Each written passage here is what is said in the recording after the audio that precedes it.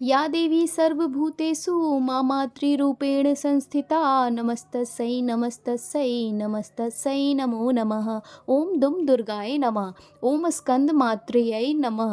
नवरात्रि के पंचमी तिथि को माँ दुर्गा की पांचवें स्वरूप माँ स्कंद माता की पूजा अर्चना की जाती है। इसके साथ ही माता लक्ष्मी की विशेष पूजा के लिए नवरात्रि की पंचमी तिथि आती है, वह महत्वपूर्ण होती है। इस दिन माता लक्ष्मी की पूजा करते हैं तो माँ स्थिर लक्ष्मी का वास हमारे घर में होता है। दोस्तों, माँ दुर्गा के पंचम स्वरूप माँ स्कंद माता की पूजा अर्चना करने से संतान प्राप्ति में आ रही बाधाएं दूर होती है और संतान को हर संकट से सुरक्षा होती है। दोस्तों, आइए अब पूरे भक्ति भाव से शुरू करते हैं माँ दुर्गा सप्तशती का 9वां अध्याय। निशुंभ वध। मैं अर्धनारीश्वर के श्री विग्रह की निरंतर शरण लेता हूँ। उसका वर्ण बंदूक पुष्प और सुवर्ण के समान रक्त पीता मिश्रित है। वह अपनी भुजाओं में सुंदर अक्षमाला, पाश, अंकुश और वरद मुद्रा धारण करता है। अर्धचंद्र उसका आभूषण है तथा वह तीनों नेत्रों से सुशोभित है।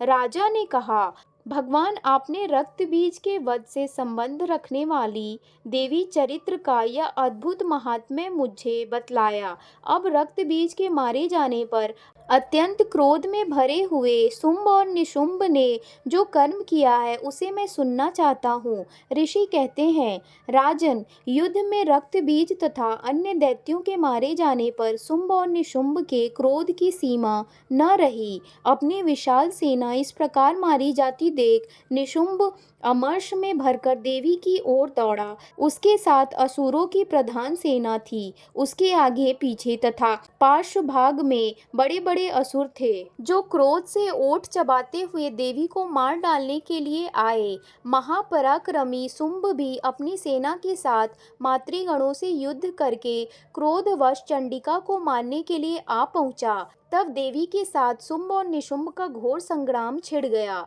वो दोनों दैत्य मेघों की भांति बाणों की भयंकर वृष्टि कर रहे थे। उन दोनों के चलाए हुए बाणों को चंडिका ने अपने बाणों के समूह से तुरंत काट डाला और शस्त्र समूहों की वर्षा करके उन दोनों दैत्यपतियों के अंग में भी चोट पहुंचाई। निशुंभ ने तीखी तलवार और चमकती हुई ढाल लेकर देवी के श्रेष्ठ वाहन सिंह के मस्तक पर प्रहार किया। अपने वाहन को चोट पहुंचाने पर देवी ने छुरप्र नामक बाण से निशुंभ की श्रेष्ठ तलवार तुरंत ही काट डाली और उसकी ढाल को भी, जिसमें 8 चांद जुड़े थे, खंड खंड कर दिया। ढाल और तलवार के काट जाने पर उस असुर ने शक्ति चलाई, किंतु सामने आने पर देवी ने चक्र से उसके भी 2 टुकड़े कर दिए। अब तो निशुंभ क्रोध से जल उठा और उस दानव ने देवी को मारने के लिए शूल उठाया, किंतु देवी ने समीप आने पर उसे भी मुक्के से मारकर चूर्ण कर दिया। तब उसने गदा घुमाकर चंडी के ऊपर चलाई, परंतु वह भी देवी के त्रिशूल से कटकर भस्म हो गई। तदनंतर दैत्यराज निशुंभ को फरसा हाथ में देकर आते देख देवी ने बाण समूहों से घायल कर धरती पर सुला दिया। उस भयंकर पराक्रमी भाई निशुंभ के धराशायी हो जाने पर शुंभ को बड़ा क्रोध हुआ और अंबिका का वध करने के लिए वह आगे बढ़ा। रथ पर बैठे बैठे ही उत्तम आयुधों से सुशोभित अपनी बड़ी बड़ी 8 अनुपम भुजाओं से समूचे आकाश को ढककर वह अद्भुत शोभा पाने लगा। उसे आते देख देवी ने शंख बजाया और धनुष भी अत्यंत दुस्सह शब्द किया। साथ ही अपने घंटे के शब्द से, जो समस्त दैत्य सैनिकों का तेज नष्ट करने वाला था, संपूर्ण दिशाओं को व्याप्त कर दिया। तदनंतर सिंह ने अपने दहाड़ से, जिसे सुनकर बड़े बड़े गजराजों का महान मत दूर हो जाता है, आकाश, पृथ्वी और 10 दिशाओं को गुंजा दिया। फिर काली ने आकाश में उछलकर अपने दोनों हाथों से पृथ्वी पर आघात किया। उससे ऐसा भयंकर शब्द हुआ जिससे पहले के सभी शब्द शांत हो गए।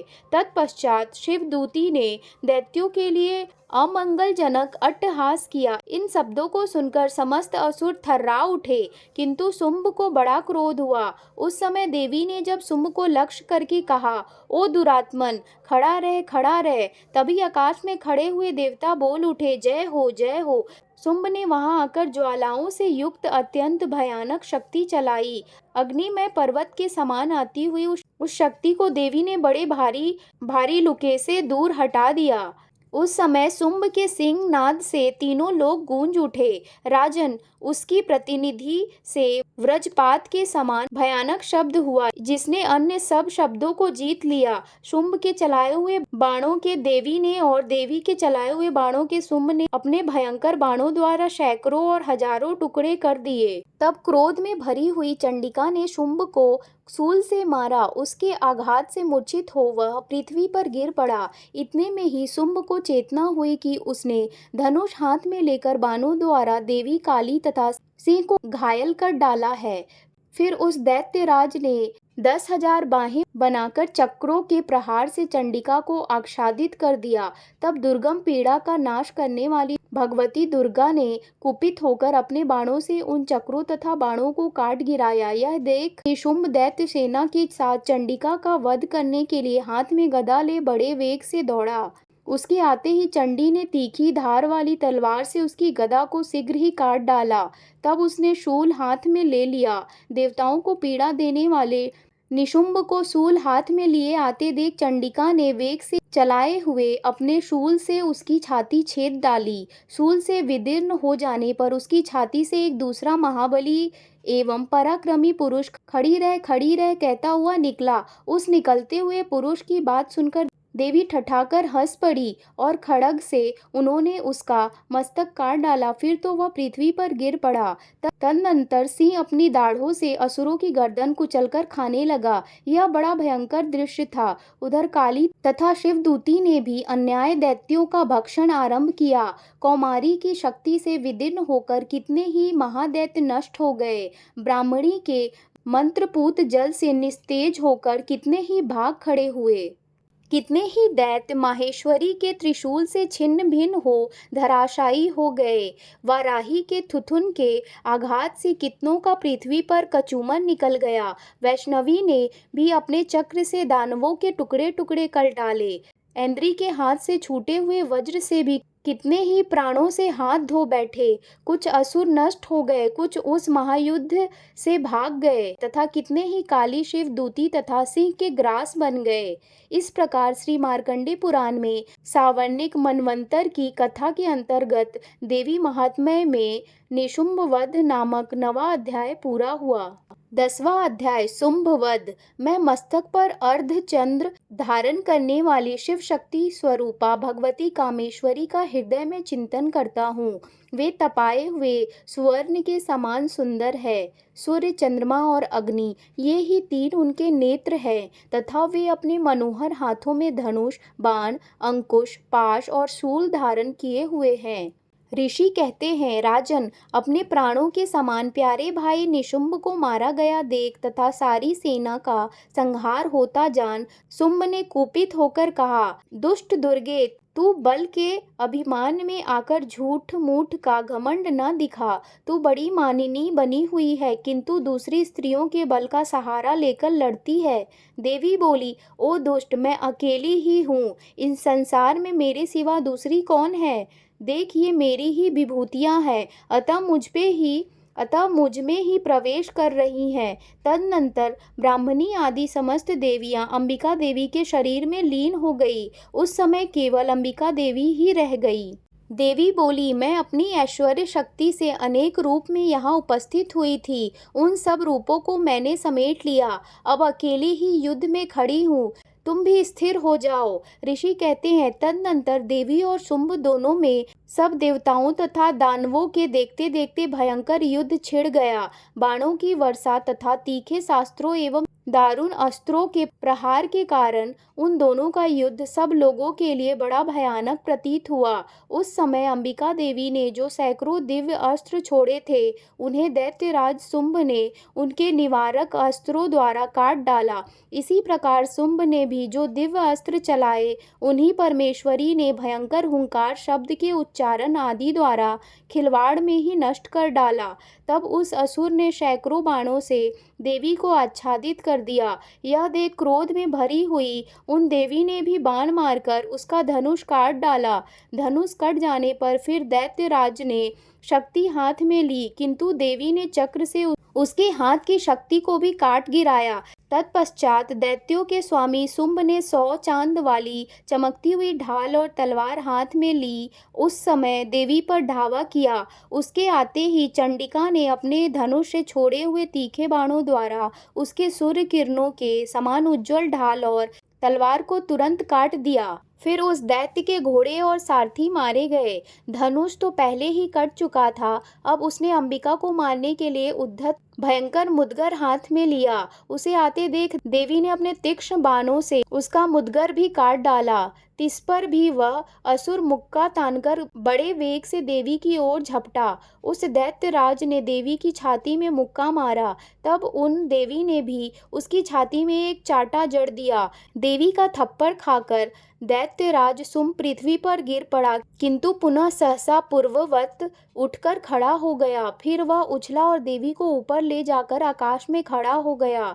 तब चंडिका आकाश में भी बिना किसी आधार के ही शुंभ के साथ युद्ध करने लगी। उस समय दैत्य और चंडिका आकाश में एक दूसरे से लड़ने लगे। उनका वह युद्ध पहले सिद्ध और मुनियों को विस्मय में डालने वाला हुआ। फिर अंबिका ने शुंभ के साथ बहुत देर तक युद्ध करने के पश्चात उसे उठाकर घुमाया और पृथ्वी पर पटक दिया। पटके जाने पर पृथ्वी पर आने के बाद वह दुष्ट आत्मा दैत्य पुनः चंडिका का वध करने के लिए उनकी ओर बड़े वेग से दौड़ा। तब समस्त दैत्यों के राजा शुंभ को अपनी ओर आते देख देवी ने त्रिशूल से उसकी छाती छेद कर उसे पृथ्वी पर गिरा दिया। देवी के शूल की धार से घायल होने पर उसके प्राण पखेरु उड़ गए और वह समुद्रों, द्वीपों तथा पर्वतों सहित समूची पृथ्वी को कपाता हुआ भूमि पर गिर पड़ा। तदनंतर उस दुरात्मा के मारे जाने पर संपूर्ण जगत प्रसन्न एवं पूर्ण स्वस्थ हो गया तथा आकाश स्वच्छ दिखाई देने लगा। पहले जो उत्पात सूचक मेघ और उल्कपात होते थे वे सब शांत हो गए तथा उस दैत्य के मारे जाने पर नदियां भी ठीक मार्ग से बहने लगी। उस समय शुंभ की मृत्यु के बाद संपूर्ण देवताओं का हृदय हर्ष से भर गया और गंधर्व गण मधुर गीत गाने लगे। दूसरे गंधर्व बाजे बजाने लगे और अप्सराएं नाचने लगी। पवित्र वायु बहने लगी। सूर्य की प्रभा उत्तम हो गई। अग्निशाला की बुझी हुई आग अपने आप प्रज्वलित हो उठी तथा संपूर्ण दिशाओं के भयंकर शब्द शांत हो गए। इस प्रकार श्री मार्कंडे पुराण में सावर्णिक मनवंतर की कथा के अंतर्गत देवी महात्म्य में शुंभवध नामक 10वां अध्याय पूरा हुआ। क्षमा प्रार्थना। परमेश्वरी, मेरे द्वारा रात दिन सहस्त्रों अपराध होते रहते हैं। यह मेरा दास है, यूँ समझकर मेरी उन अपराधों को तुम कृपा पूर्वक क्षमा करो। परमेश्वरी, मैं आवाहन नहीं जानता, विसर्जन करना नहीं जानता तथा पूजा करने का ढंग भी नहीं जानता।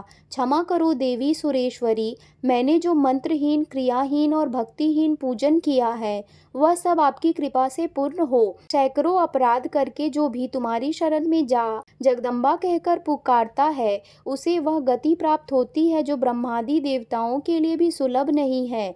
जगदम्बिके, मैं अपराधी हूँ किंतु तुम्हारी शरण में आया हूँ। इस समय दया का पात्र हूँ, तुम जैसा चाहो वैसा करो। देवी परमेश्वरी, अज्ञान से, भूल से अथवा बुद्धि भ्रांत होने के कारण मैंने जो न्यूनता या अधिकता कर दी हो वह सब क्षमा करो और प्रसन्न हो।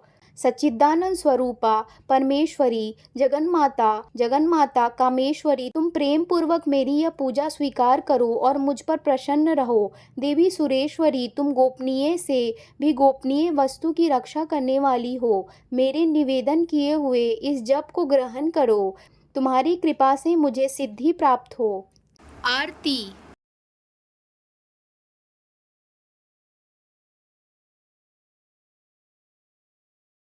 दोस्तों, अगर मेरी यह वीडियो आपको अच्छी लगी हो तो कृपया मेरे चैनल लाइफ एंड फैक्ट को लाइक, शेयर एंड सब्सक्राइब जरूर करें और कमेंट में जय माता दी जरूर लिखें।